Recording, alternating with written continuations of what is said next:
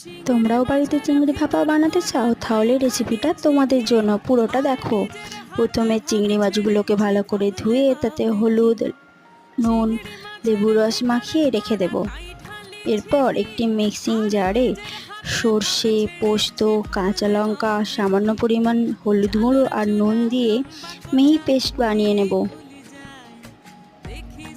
তারপর ম্যারিনেট করে রাখা চিংড়ি মাছগুলো একটি টিফিনের মধ্যে নিয়ে নেব এবং বেটে রাখা সর্ষে পোস্ত এর সাথে ভালো করে মিশিয়ে নেব। অল্প পরিমাণ লঙ্কার গুঁড়ো আর অল্প চিনি দিয়ে ভালো করে মিশিয়ে নেব। এরপর ওপর থেকে কাঁচা লঙ্কা আর সর্ষের তেল দিয়ে 20 মিনিট স্টিমে বসালেই তোমাদের চিংড়ি ভাপা একদম রেডি। গরম গরম ভাতে এরকম চিংড়ি ভাপা হলে আর কি চাই।